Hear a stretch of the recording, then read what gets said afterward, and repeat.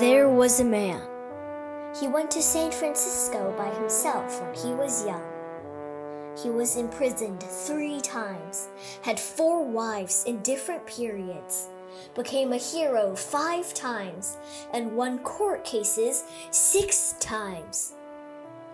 He had 8 sons, more than 40 grandsons and granddaughters. The man settled down in North America and lived up to 100 years old before he passed away peacefully, surrounded by his extended family and offsprings. Please welcome the 8 young Chinese Americans who will tell this heroic tale. My name is Anthony Song, and I'm currently a junior in high school in Connecticut. I hope you enjoy this short story I'm about to share with you. Brandon disappointingly returned home. He fled to New York while his adoptive mother, Maria, was ill. During the day, he loitered around the wide road that runs through Manhattan Island in New York. In 1750, Manhattan's first large theater with a capacity of 280 people was built. By the time Brandon was on Broadway, many more theaters had sprung up in the area. The opening of the Transcontinental Railroad in northeastern United States made it convenient for people to watch large-scale musicals. At the same time, the American Civil War changed the way of life for many people. Because women took on many jobs during the war, their social status improved significantly, and they gained access to the theater. The middle class saw Broadway as a pleasant and familiar social setting, and Brandon quickly fell in love with this flamboyant world. During the day, he drank, gambled, and participated at the shooting range in the nearby taverns. At night, he helped carry props and recruited backstage workers for the 4.5-hour blockbuster musical, The Black Crook, which was performed in a large theater with 3,200 seats. Brandon's favorite part of the musical was to watch the ballet ensemble. The girls from Paris all wore flesh-colored leotards dancing a bold half-classical and half-modern choreographed dance by David Costa. Whenever they came out, his eyes kept scanning their thighs, always wondering what was between them. The play had been performed many times, and the audience gave passionate applause at each performance. Brandon had already learned the theme song, You Naughty Naughty Man, by heart. During this period, he was obsessed with the main female character in the play. Her name was Starlacta, the fairy queen of El Dorado. In the story, she turns into a bird to save the artist and repay her debt. Brandon became too deeply involved in the play, often daydreaming, longing that he was the artist who could plunge into the tender arms of the fairy. Ever since Jesus went missing, his heart has also been buried in hell, and he longs to be rescued. He seldom communicates with his adoptive mother, Maria, because she always wanted to raise him to be recognized by the upper class and pressured him to read the Bible. For many years, he struggled with who he was, where he came from, what his future was, and most importantly, why he should live. Brandon finally couldn't help it. After the curtain call of the 134th performance, he hugged the actor of the fairy queen tightly, wanting to feel the power of her love. But the actor slapped him fiercely because he messed up the makeup she had just put on. Thereafter, Brandon was no longer qualified to move the props. After Maria's death, Brandon went back to the manor for the funeral. Oliver wanted to take him on an expedition to the North Pole, but he refused. For him, this was not his way of finding closure. Rather, he preferred to live alone in the most lively places. Once Oliver was gone, the home looked more like a grave. If he wasn't in an extremely sour mood, and if he still had another place to go, he wouldn't have thought of going home. However, tonight the atmosphere surrounding his house was a little different. There was the sound of the flute playing from his home. The melodious and rich tune penetrated his heart, making him feel like he was in a dream. Was this still the home he knew? Surprisingly, Brandon was not at the wrong door. However, he did make a mistake about the instrument being played in his house. When Brendan entered the courtyard, Jizi was playing Spring River, Flowers, and Moonlight Night by Zhang Ruoxi of the Tang Dynasty on her clarinet. This was the tune she used to play to Gemao when she was in her hometown. She traveled through thousands of rivers and mountains to Jingsang carrying this clarinet with her. Having survived many eventful and dangerous months, Jizi seemed to have forgotten about the clarinet. But when she lived in such a quiet place, especially when she felt the sprouting of life in her womb, she felt a nostalgia, and so she started playing the clarinet. The way Akwe looked at her was like watching a fairy descend to earth. He had a great sense of happiness and was about to become a father soon. He thanked Jesus, and at the same time, he secretly made a vow to be a good father and a good husband so that his wife and son could live a worry-free life. When Akwe found that someone had entered the yard, he quickly took up arms, hid to the side of the door, and motioned for Jesus to go back in the bedroom. This was because, during this time, only Li Genmao came once a week to bring them food. However, when he recognized it was Brandon, he relaxed, only to startle Brandon. After knowing the whole story, Brandon was surprised and delighted.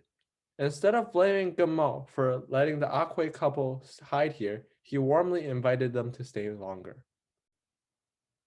The three men in the manor, all circling Juzi, had created a situation filled with great tension between them. At this time, to repay Brandon, Juzi invited him to play Spring River, Flowers, and Moonlight Night with her, one playing the flute and the other playing the clarinet. The listeners were different, and so the experiences were different as well.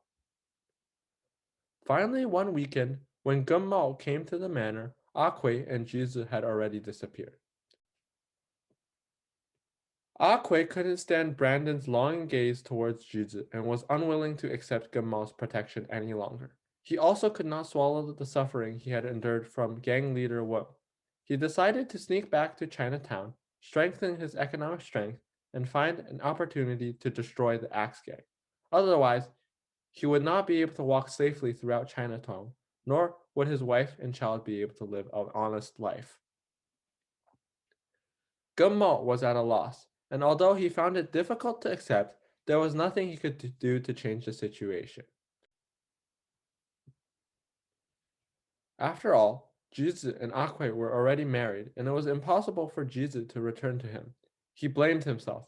If it were not for his recklessness, Jizi wouldn't have broken into Jingsang and immediately got herself into danger. This was probably her fate. Brandon fell into loneliness again and had no choice but to return to Broadway. As he went back to New York, two posters were plastered on the streets. One was the operetta Orpheus in the Underworld from Europe, and the other was the comical fantasy drama Evangelion from United States. Brandon preferred the excitement from fantasy dramas, so he once again became a prop master. At least this way, he would be in an environment with a lot of music. After all, he still wanted to live. He had still not seen enough of the world yet.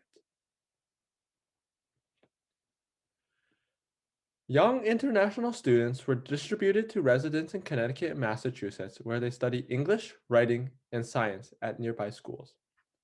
Awong rode in a carriage along Park River in Connecticut, listening to the sound of the cattle on both sides of the river, finally arriving at a family in Hartford. The owner, Thomas Bliss, was a fur trader from England and had a daughter named Hannah, who had just turned 14. At the first meeting, Thomas's wife and Hannah embraced Awang enthusiastically, and Hannah immediately invited Awang to go to school with her. She was very interested in this Oriental boy who had a braid behind him, and she was eager to hear all the stories about the East, so she patiently taught Awang to speak English. Awang had a talent for languages, and with a strong memory, he soon started to express himself in English, which made Hannah very excited. After school, Hannah used to take him to see Holland Point. It was an abandoned fortress, an outpost, and a fence set up by the Dutch back then. She said it was close to the indigenous Sukiog land, whose people came to attack the Dutch from time to time because the natives lived here before the Dutch arrived. Later, Many British immigrants walked to Holland Point after disembarking from Plymouth, so now it is mainly British and Dutch. Hannah's father was a descendant of British immigrants, and her mother was a descendant of Dutch immigrants. Awong had an unexplainable feeling for Hannah. In the 16 years he has lived, he could not remember how his grandmother held him, or how she taught him, or how she lectured him on how to become a pillar of the country when he grew up. Now that Hannah was the closest woman to him, he was so excited that the blood in his body seemed to boil day and night. His voice changed, his chin grew, a fluffy beard, and he gradually grew up. What frightened him the most was whenever he looked up at Hannah, he was always met by Hannah's intense gaze. In order to suppress his inexplicable emotions, he consciously hid in the room to read The Story of the Stone. As long as he was immersed in Bao Dai's love story, he could keep calm. But Hannah could not stand his indifference and insisted that he tell the story in the book. So Awang tried to describe the various chapters he was interested in to Hannah in English. After hearing about Bao Yu and Bao Cai's marriage and Dai Yu's funeral, Hannah lay on Awang's shoulder and cried so hard that it shocked Awang into not being able to move. After crying, Hannah felt much better, and she never forgot the story about the handkerchief Bao Yu gave to Dai Yu. So when they went to Holland Point again, Awang gave Hannah a handkerchief. He said, "Sorry for last time. Here is a new handkerchief. I have only used it once." Was it considered an old handkerchief after using it once? Is it impolite of me to give it to you? Hannah grabbed it and said, "I don't mind." Awang stated, "I'm a little embarrassed because in the story of the stone, the homonym of old Pa was be afraid." What's the meaning? Hannah asked.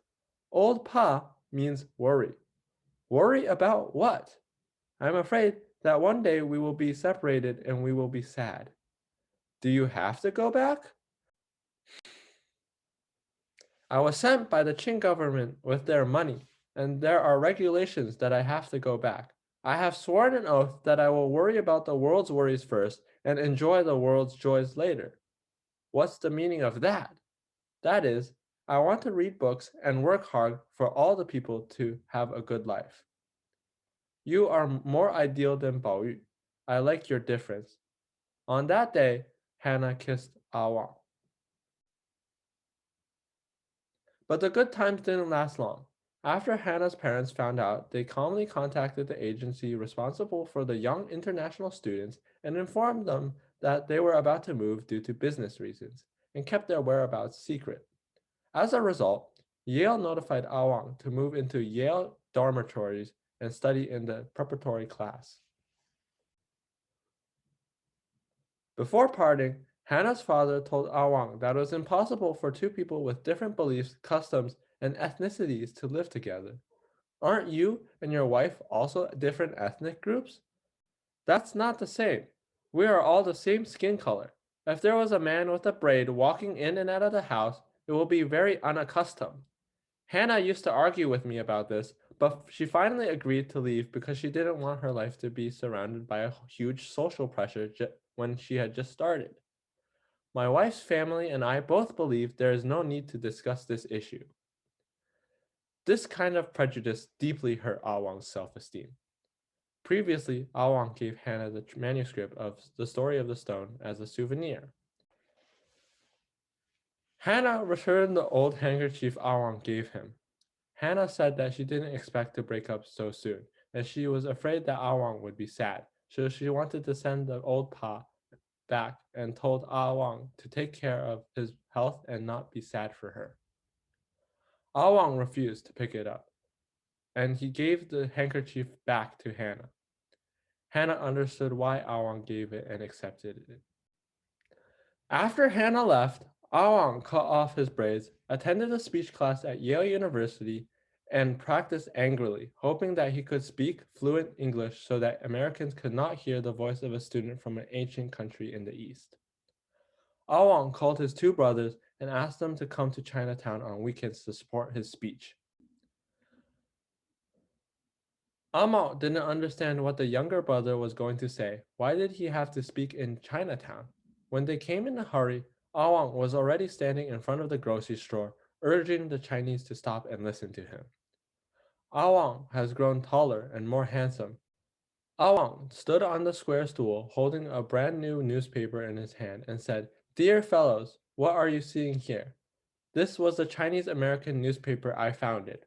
Why run a newspaper? Because I have to publish an article that is relevant to everyone, titled, 'Do Chinese Eat Cat and Mouse Meat?'" Awang pointed to a passing Chinese. "Do you eat rat meat?" It happened to be a member of the Axe Gang who was asked. He hesitated and said, "If you want to eat it, I can sell it to you." Everyone laughed, and Awang shook his head with a wry smile. "Everyone, some time ago, a tourist accused that a grocery store in China sold cat meat and mouse meat. Last weekend, I visited and interviewed this grocery store on the spot. This store was the only grocery store in Chinatown and has only sold daily necessities. Where did the idea that it was selling mice and cat meat come from? This made me very angry. I will not allow anyone to slander Chinese people, so I will write an article about Chinese food and introduce it to foreigners. My family opened a TangMen restaurant in Wuzhen, Taishan, and we are very particular about our food." Everyone listening found the story very interesting, making fun of it together. What did foreigners understand about good food? They can only make some baking and put a few leaves in bread. Isn't that just our meat pancake? Awang said that they called the dishes chowder fried mouse and cat meat. So aggravating. In this article, I propose that if anyone can prove that the Chinese eat cat and mouse meat, I'll give him $500. The audience's eye widened. So much money. Would anybody be willing to prove this statement? "No one can prove it at all," said Awang. I thought to myself that I had just picked up a fortune in vain. Amo asked Along, "He's just a poor student. Where did he get that money?" Along lightly said that I gave it to him. Awang said, "I don't need guns. I just use this US China Times as a weapon to fight for the image of our Chinese people and fight for our due rights and interests. Many of you have been in this country for most of your life, and you are entitled to equal opportunity in this extended family. I firmly believe that if the Chinese want to become American citizens, as long as they have a good character and good health, they are qualified." At this time, I called, "Let's form a coalition for civil rights. I hope everyone will sign and support me, all right?" There was not a lot of applause, only someone who muttered, "Who wants to stay here? I just want to make some money and go back to my hometown when it is peaceful." Of course, Awang also had a few sparse applause. One was the owner of the grocery store, and the other two were Gen Mao and Gen Lung, who sincerely applauded the younger brother's eloquence and passion. Embarrassed, Awang handed the stool back to the grocery store owner. "Sorry for delaying your business." The boss held his hand. "Thank you for proving my shop's innocence." Awang firmly said that he would come back often in the future and that as long as he could help wake up one Chinese person, it would be worth his efforts. Awang said, "Awang, you seem to be very angry." Along said, "Why did you cut the braids? Did something happen?" Awang said, "I had no choice but to cut my braids. What's the matter with you? Won't the Qing government blame you if they find out?"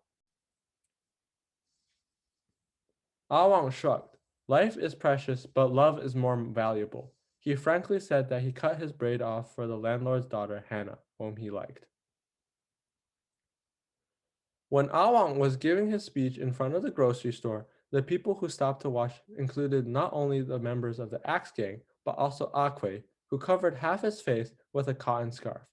Only his anxious eyes could be seen. He came to buy black sugar cubes for Juzi and saw the group of people in Gunma around. He also saw Wang's followers, who were his enemies, but he had no time for revenge at the moment, so he hurried away. Something important had happened. After Akwe sneaked back to New York with Juzi, he found Fei Ying, whom he had met in a casino. He asked him to help rent 2 rooms near Chinatown. He wanted to go back to his old line of business. He knew that Fei Ying had issues with the axe gang, so he convinced him to co-invest in the brothel. Akwe bought 10 prostitutes from Guangzhou, whose job was specifically to serve foreigners. At that time, the brothel in Guangzhou was divided into 2 parts, water and shore. Among them, there were 3 water brothels. One was in Dongdi, one was in Samian, and the last one is in the river between Mifu and Samian, known as the Ghost Shed. There were 7 or 8,000 lower class prostitutes in the Ghost Shed. Some of these women were local fishermen, and others were from Yangzhou, Hunan, Hubei, Henan, Guangxi, and Jiangxi. Among them, most of them were from Yangzhou and were known as the Yang Brothel Group. Most of the women who accompanied Jizi to Jingsheng were part of the Yang Brothel Group. This time, Akwe was short of money and could only buy 2 Yang Brothel Group members and 8 Ghost Shed women. Akwe and Fei Ying decided to divide up the responsibility. Akwe contributed capital and people. Fei Ying was responsible for finding a venue, and they jointly managed the business. The two divided the profit 3-7.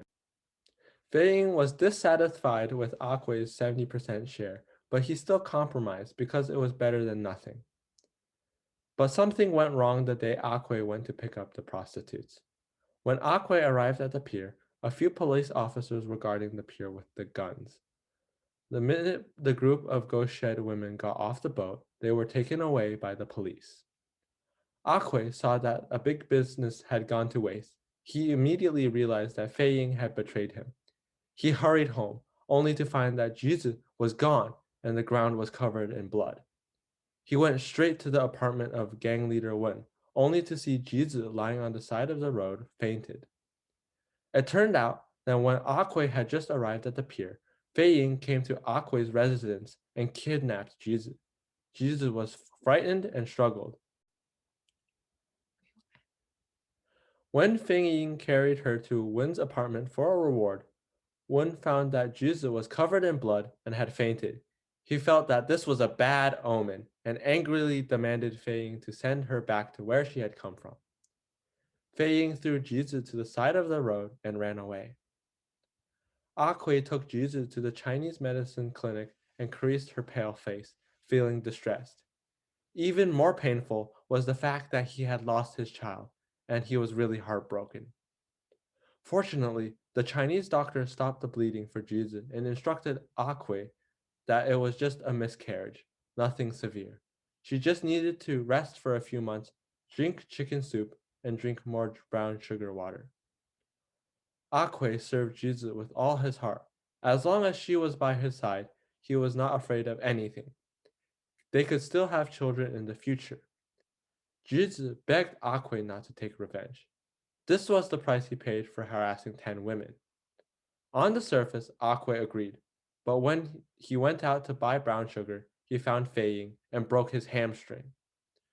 Fei Ying admitted that it was Wang who forced him to do all this, and they had been searching for Akwe. He also said that the group of prostitutes in Jingsang were reported to the local government in advance by the Axe Gang after they had learned of their existence from the Guangzhou underworld. The local church took in the 10 girls and had them baptized. Wang felt the cooperation with the police worked out beautifully. He had let out his anger and accumulated virtue. He was so pleased that he drank a lot of alcohol. Just when he was complacent, Akwe broke in and came in to claim his life for the child he had lost. Akwe even chopped off his hands and feet.